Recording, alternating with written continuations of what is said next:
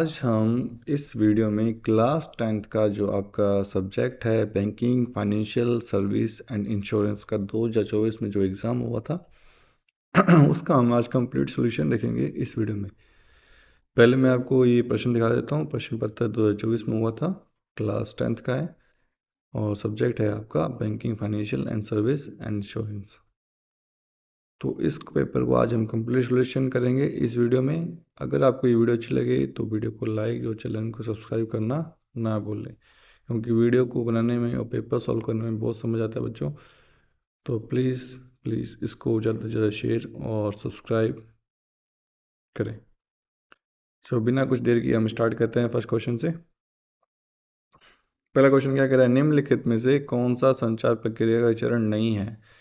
तो संचार प्रक्रिया चरण नहीं है, प्रेषक होता है, चैनल होता है, प्राप्तकर्ता होता है। तो ये तीनों हैं पर किताब नहीं होती संचार की प्रक्रिया का चरण।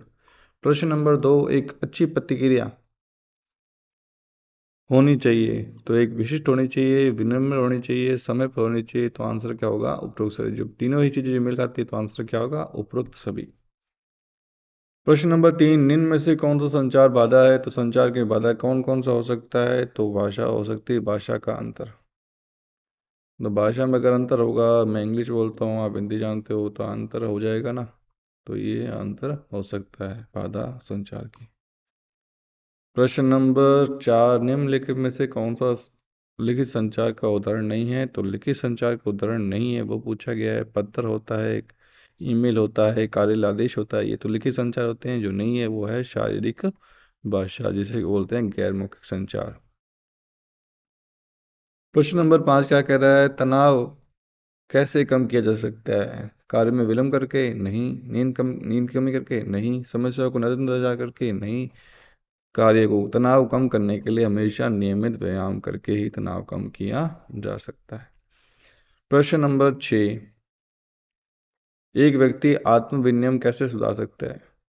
विनियम कैसे सुधार सकता है? तो वो कैसे सुधार सकता है? समय का प्रबंधन करके व्यक्ति आत्म विनियम कैसे सुधार सकता है। प्रश्न नंबर 7, कंप्यूटर निम्नलिखित में से किसी घटक को कंप्यूटर का मस्तिष्क माना जाता है? तो आप सभी को पता है कंप्यूटर का मस्तिष्क किसे कहते हैं? सीपीयू को बोलते हैं कंप्यूटर का मस्तिष्क। प्रश्न नंबर 8, बेसिक कंप्यूटर रखरखाव के लिए निम्नलिखित में से कौन सा चरण अनुशंसित है? तो बेसिक कंप्यूटर के लिए क्या क्या चरण अनुशंसित है? तो अधिक इंस्टॉल करना कंप्यूटर एप्लीकेशन, अधिक एप्लीकेशन इंस्टॉल करना? नहीं। कंप्यूटर को सीधी धूप में रखना? नहीं। एंटीवायरस सॉफ्टवेयर को नियमित रूप से अपडेट करना? ये तो आंसर क्या होगा? एंटीवायरस को नियमित रूप से अपडेट करना। प्रश्न नंबर 9, कंप्यूटर की कीबोर्ड में एस्केप का प्राथमिक उद्देश्य क्या है?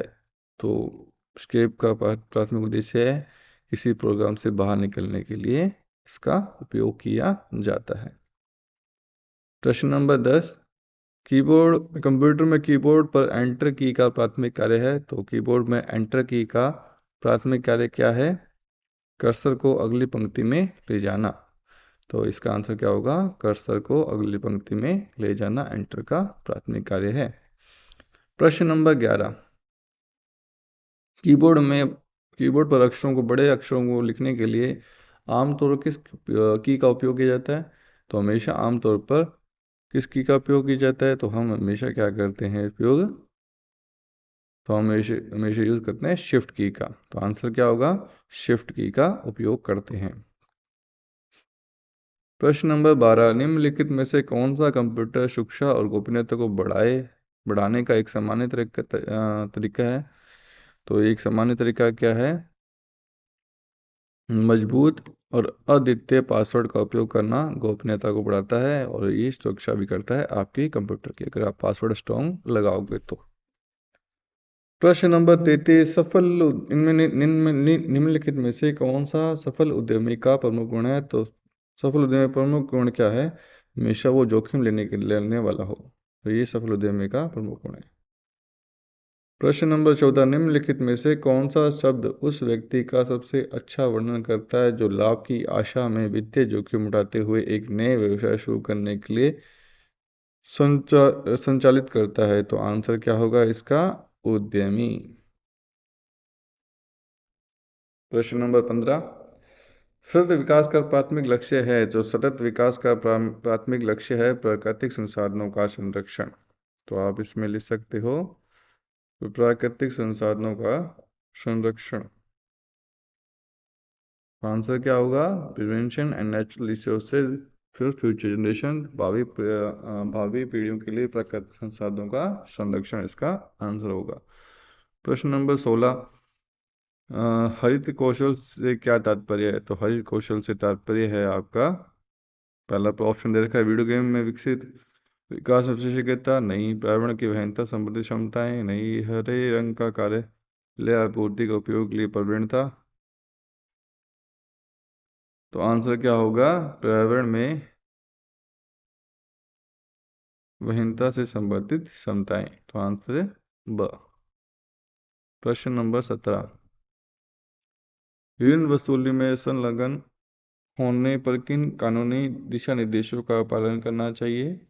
तो हम इसका अब जो हमने आंसर किए हुए हैं सोल्व, उसमें हम चलते हैं। अब जो क्वेश्चन लिखे हुए हैं वो देखो, ऋण वसूली के लिए कानूनी दिशा निर्देश क्या है, वही क्वेश्चन यहाँ पे लिखा हुआ है कि ऋण वसूली संलग्न होने के लिए कानूनी दिशा निर्देश का पालन करना किया जाना चाहिए। तो मैं अब पीडीएफ को स्विच ना करके क्वेश्चन भी यहीं से पढ़ूंगा और आंसर भी अपने यहीं से ही करेंगे। तो पहले क्वेश्चन का आंसर क्या है? ग्राहक के अधिकारों का सम्मान करना और आरबीआई के दिशा निर्देशों का पालन करना। प्रश्न नंबर 18, उधार ली गई राशि लौटाने की प्रक्रिया क्या कहलाती है? तो ऋण पुनर्भरण भुगतान, लोन रीपेमेंट। प्रश्न नंबर 19, एक सकारात्मक टीम वातावरण को कैसे बढ़ावा दिया जा सकता है? तो अच्छे संचार और सहयोग से, पारस्परिक सम्मान से बढ़ावा दिया जा सकता है। प्रश्न नंबर 20, समूह में निर्णय लेने का क्या अर्थ है? समूह में निर्णय लेने का, ग्रुप में निर्णय लेने का मतलब है जब एक समूह सामूहिक रूप से निर्णय लेता है, उसको बोलते हैं। प्रश्न नंबर 21, संचार के दो प्रकार लिखिए। तो संचार के दो प्रकार है, एक मौखिक संचार और एक गैर मौखिक संचार या लिखित संचार। तो आंसर क्या होगा? यहाँ पे गैर मौखिक लिखोगे जो ज़्यादा बढ़िया होगा। मौखिक संचार और गैर मौखिक संचार, लिखित संचार गैर मौखिक के अंदर ही आता है। नहीं, मौखिक संचार और गैर मौखिक संचार, इसके दो संचार होंगे। ऑपरेटिंग सिस्टम का क्या अर्थ है? ये कंप्यूटर हार्डवेयर और सॉफ्टवेयर के बीच इंटरफेस प्रदान करता है। तो ये ऑपरेटिंग सिस्टम का काम है। ऑपरेटिंग सिस्टम कौन कौन से होते हैं? जैसे विंडो, मैक, अबंतु, ये सारे क्या ऑपरेटिंग सिस्टम के नाम है आपके। प्रश्न नंबर 23, संचार के दो महत्व लिखिए। संचार के दो महत्व है, जानकारी आदान प्रदान करना, कार्य क्षमता में सुधार। तो ये संचार के दो महत्व है। प्रश्न नंबर 24, भारत के दो प्रसिद्ध उद्यमों के नाम लिखिए। तो श्री रतन टाटा और श्री मुकेश जी अंबानी। तो ये इसके मुकेश अंबानी इनके नाम है। 25 नंबर प्रश्न, कार्यस्थल पर नैतिक व्यवहार क्यों महत्वपूर्ण है? तो कार्यस्थल में ये विश्वास और पारदर्शिता और निष्पक्षता को सुनिश्चित करता है। प्रश्न नंबर 26, टीम वर्क वैवाहिक कार्य वातावरण को कैसे योगदान करता है? तो ये सहयोग करता है, दक्षता है और उत्पादकता को बढ़ाता है। प्रश्न नंबर 27, संदिग्ध बकाया भुगतान को हल करने के लिए क्या कदम उठाए जा सकते हैं? तो ग्राहक से संपर्क करना, कानूनी नोटिस भेजना, उचित योजना बनाना। प्रश्न नंबर 28, धोखाधड़ी की गतिविधियों की रिपोर्टिंग की प्रक्रिया क्या है? तो सतर्कता, विभाग की जानकारी देना, उचित दस्तावेज प्रस्तुत करना। तो ये है। प्रश्न नंबर 29,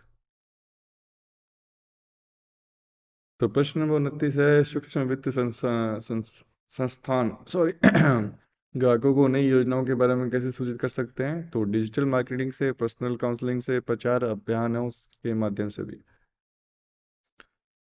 प्रश्न नंबर 30, बिक्री के बाद सेवा के तीन लाभ लिखिए। तो बिक्री व तीन सेवा के तीन लाभ, ग्राहक की संतुष्टि बढ़ती है, ब्रांड वफादारी विकसित होती है और 3 नंबर ग्राहकों की समस्या हल होती है। प्रश्न नंबर 31 पे चलते हैं, किसी कंपनी के ब्रांड मूल्य को कैसे बढ़ाया जाए? तो किसी कंपनी के ब्रांड मूल्य को कैसे बढ़ा सकते हैं? उच्च गुणवत्ता की सेवा, अच्छी ग्राहक सेवा, विपणन की रणनीति के माध्यम से हम उसी कंपनी के ब्रांड मूल्य को बढ़ा सकते हैं। प्रश्न नंबर 32 पे चलते हैं, कर्मचारी प्रशिक्षण से लक्ष्यों से प्राप्त करने में कैसे मदद मिलती है? तो ये दक्षता, ज्ञान में, प्रदर्शन में सुधार करता है।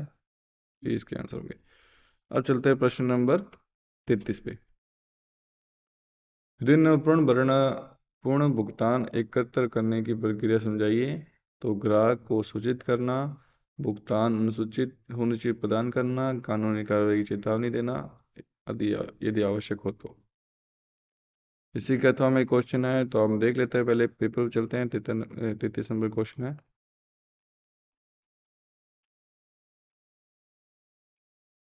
तो आपने इतने सॉल्व कर लिए। 33 नंबर क्वेश्चन का 8वां क्वेश्चन है, संदिग्ध अतिदेय मामलों के क्या कारण हैं? तो अब इसका आंसर देखते हैं। संदिग्ध बकाया मामलों का विवरण एक ही बात है। तो भुगतान करने की असमर्थता, ग्राहक की धोखाधड़ी, आर्थिक मंदी, ये इसके कारण हैं।